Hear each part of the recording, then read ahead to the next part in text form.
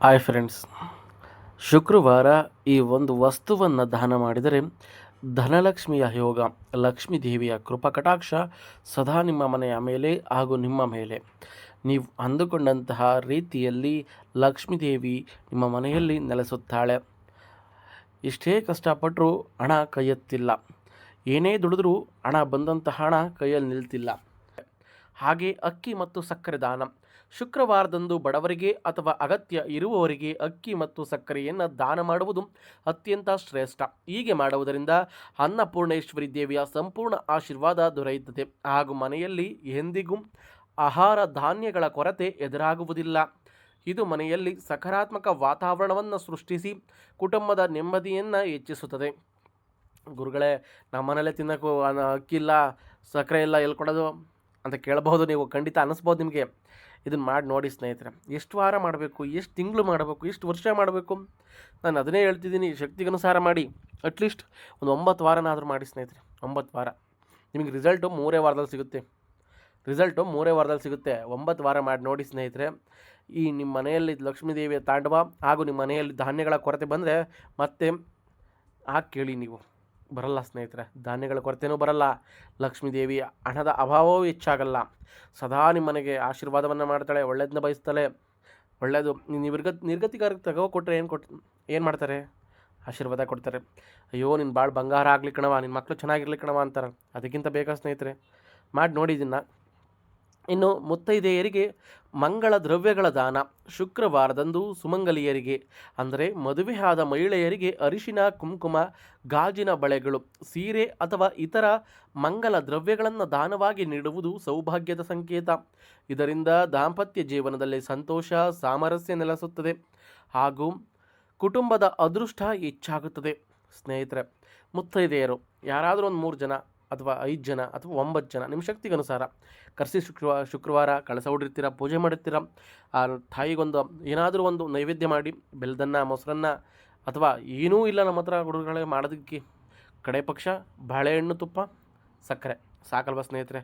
ತೃಪ್ತಳಾಗ್ತಾಳೆ ಅಮ್ಮ.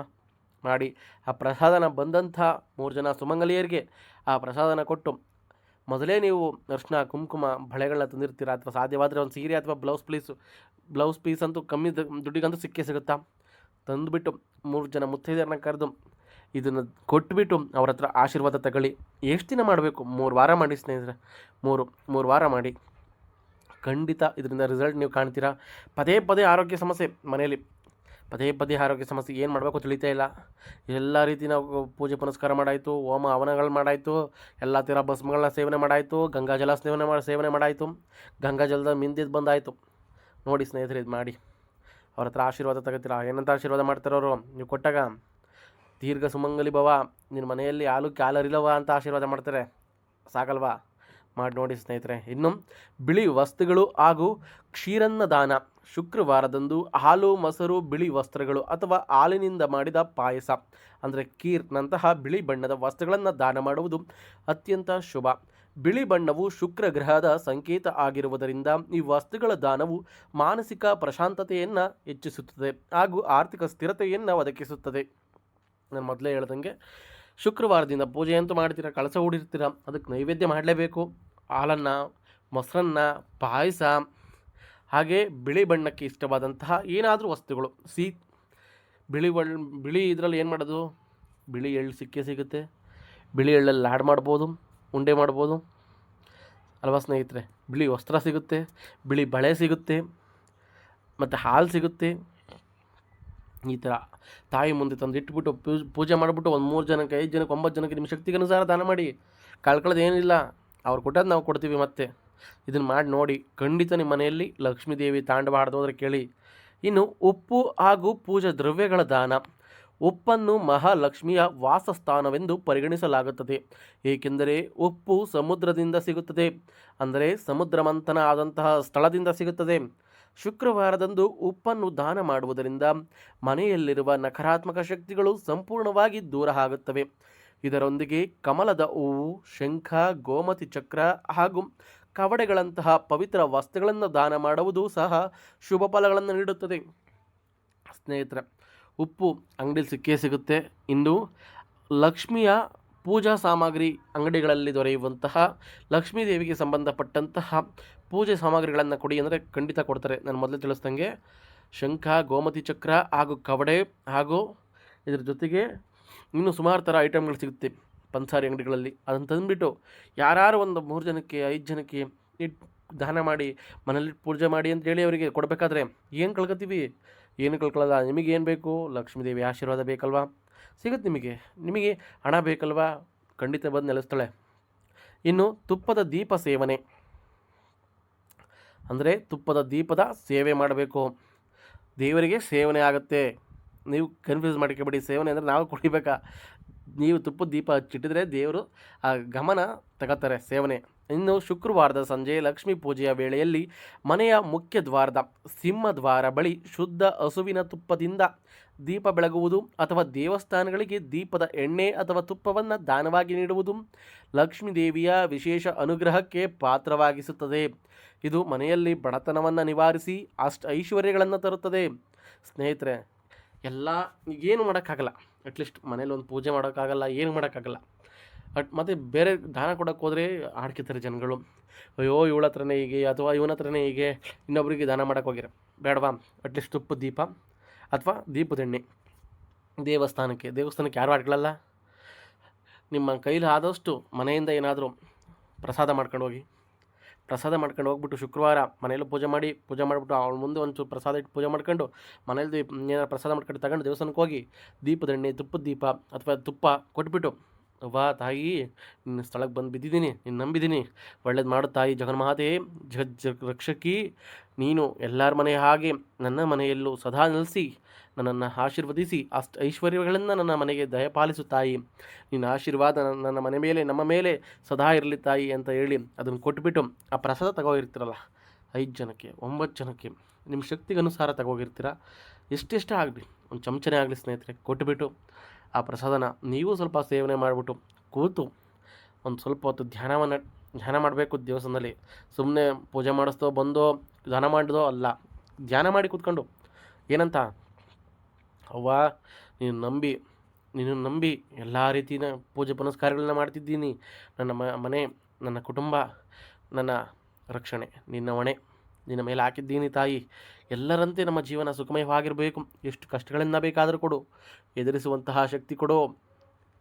ಎಷ್ಟು ಕಷ್ಟಗಳನ್ನ ಬೇಕಾದರೂ ಕೊಡು, ಅದರ ಜೊತೆಗೆ ಎದುರಿಸುವಂತಹ ಶಕ್ತಿ ಕೊಡು ತಾಯಿ ಅಂತ ಹೇಳಿ ಅವಳನ್ನ ಪ್ರಾರ್ಥನೆ ಮಾಡಿಬಿಟ್ಟು ಮನೆಗೆ ಬಂದು ಮತ್ತು ಸಾಯಂಕಾಲ ದೀಪ ಬೆಳಗಿ ಪ್ರಸಾದ ಮಾಡಿ ಇಲ್ಲ ದೀಪ ಬೆಳಗಿ ಮನೆಯಲ್ಲೂ ಸಹ ಅಮ್ಮ ಲಕ್ಷ್ಮೀದೇವಿ ನಿನ್ನ ಪ್ರೇರಣೆ ಸದಾ ನನ್ನ ಮನೆ ಮೇಲಿರಲಿ ಅಂತ ಹೇಳಿ ದೀಪ ಬೆಳಗ್ತಾ ಪ್ರತಿ ಶುಕ್ರವಾರ ಈ ವಸ್ತುಗಳನ್ನು ದಾನ ಮಾಡ್ತಾ ಬನ್ನಿ. 3 ವಾರ 9 ವಾರ ಅಥವಾ ನೀವು ಜೀವನ ಇರೋವರೆಗೂ ಮಾಡಿ. ಏನು ಕಳ್ಕೊಳ್ಳೋದು ಏನೂ ಇಲ್ಲ. 1000 ರೂಪಾಯಿ ಖರ್ಚು ಮಾಡಲ್ಲ, ಲಕ್ಷಾಂತರ ರೂಪಾಯಿ ಖರ್ಚು ಮಾಡಲ್ಲ, ಯಾವುದಕ್ಕೋ ಖರ್ಚು ಮಾಡ್ತೀರಾ. ಇಂಥದಕ್ಕೆ ಮಾಡಿ ನೋಡಿ ನೀವು. ನಾವು ಕೊಡೋದು 1 ಪಟ್ಟು, ಅವನು ಕಂಡುಬಿಟ್ರೆ 10 ಪಟ್ಟು ವಾಪಸ್ ಬರುತ್ತೆ ನಮಗೆ. ಬೇಕಾ ಬೇಡವಾ? ಯಾರಿಗೆ ತಾನೇ ಬೇಡ? 10 ಪಟ್ಟು ವಾಪಸ್ ಬರುತ್ತೆ ಅಂದರೆ ಯಾರಿಗೆ ಬೇಡ? ಮಾಡಿ ನೋಡಿ ಸ್ನೇಹಿತರೆ. ಸುಮ್ಮನೆ ಅಲ್ಲೋಗೋದು ಇಲ್ಲೋದು ಹಾಗೆ ಮಾಡಿದೆ ಹೀಗೆ ಮಾಡಿದೆ ಬೇಡ. ಅದು ಪುರಾಣಗಳು. ಇದನ್ನು ಮಾಡಿ ನೋಡಿ. ಖಂಡಿತ ನಿಮ್ಮ ಜೀವನದಲ್ಲಿ ಬದಲಾವಣೆ ಆಗದೇ ಇದ್ರೆ ಕೇಳಿ. ಖಂಡಿತ ರಿಸಲ್ಟ್ ಅನ್ನೋದು ಸಿಕ್ಕೇ ಸಿಗುತ್ತೆ. ಮಾಡೋಕ್ಕೆ ಮುಂಚೆ ಭಯ, ಭಕ್ತಿ ಅನ್ನೋದು, ಶ್ರದ್ಧೆ ಅನ್ನೋದು ತುಂಬ ಮುಖ್ಯ ಸ್ನೇಹಿತರೆ. ನೀವು ಶ್ರದ್ಧೆಯಿಂದ ಭಕ್ತಿಯಿಂದ ಇದನ್ನು ಮಾಡ್ತಾ ಹೋದರೆ ನಿಮ್ಮ ಜೀವನದಲ್ಲಿ ಅಷ್ಟಲಕ್ಷ್ಮಿಯರು ತಾಂಡವ ಆಡ್ತಾರೆ ಸ್ನೇಹಿತರೆ.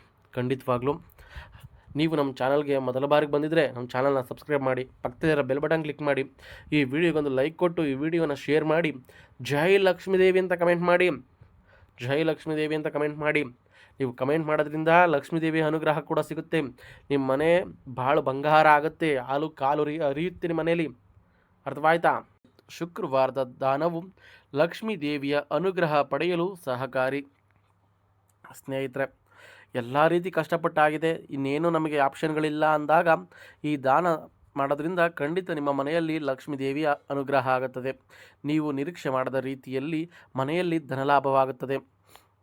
ಇನ್ನು ಹಿಂದೂ ಸನಾತನ ಧರ್ಮದಲ್ಲಿ ವಾರದ ಪ್ರತಿಯೊಂದು ದಿನಕ್ಕೂ ತನ್ನದೇ ಆದ ಆಧ್ಯಾತ್ಮಿಕ ಮಹತ್ವವಿದೆ. ಅವುಗಳಲ್ಲಿ ಶುಕ್ರವಾರವು ಸಂಪತ್ತು, ಸಮೃದ್ಧಿ ಮತ್ತು ಐಶ್ವರ್ಯದ ಅಧಿದೇವತೆಯಾದ ಶ್ರೀ ಮಹಾಲಕ್ಷ್ಮಿಗೆ ಅತ್ಯಂತ ಪ್ರಿಯವಾದ ದಿನ.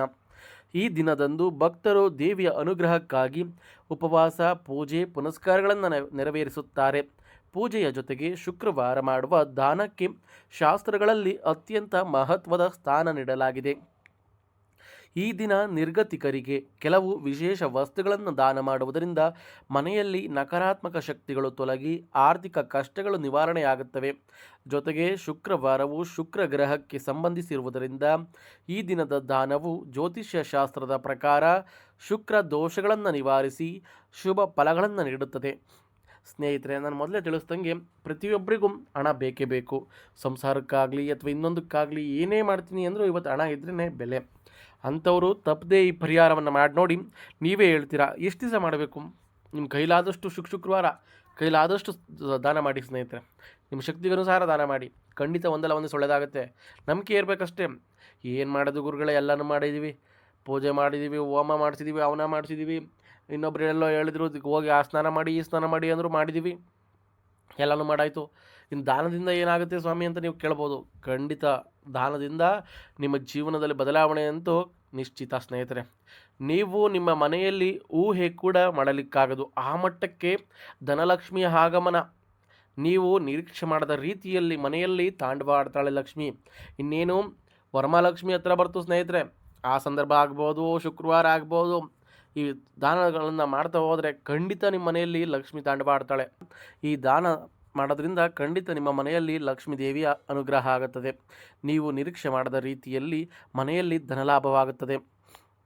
ಇನ್ನು ಹಿಂದೂ ಸನಾತನ ಧರ್ಮದಲ್ಲಿ ವಾರದ ಪ್ರತಿಯೊಂದು ದಿನಕ್ಕೂ ತನ್ನದೇ ಆದ ಆಧ್ಯಾತ್ಮಿಕ ಮಹತ್ವವಿದೆ. ಅವುಗಳಲ್ಲಿ ಶುಕ್ರವಾರವು ಸಂಪತ್ತು, ಸಮೃದ್ಧಿ ಮತ್ತು ಐಶ್ವರ್ಯದ ಅಧಿದೇವತೆಯಾದ ಶ್ರೀ ಮಹಾಲಕ್ಷ್ಮಿಗೆ ಅತ್ಯಂತ ಪ್ರಿಯವಾದ ದಿನ. ಈ ದಿನದಂದು ಭಕ್ತರು ದೇವಿಯ ಅನುಗ್ರಹಕ್ಕಾಗಿ ಉಪವಾಸ, ಪೂಜೆ, ಪುನಸ್ಕಾರಗಳನ್ನು ನೆರವೇರಿಸುತ್ತಾರೆ. ಪೂಜೆಯ ಜೊತೆಗೆ ಶುಕ್ರವಾರ ಮಾಡುವ ದಾನಕ್ಕೆ ಶಾಸ್ತ್ರಗಳಲ್ಲಿ ಅತ್ಯಂತ ಮಹತ್ವದ ಸ್ಥಾನ ನೀಡಲಾಗಿದೆ.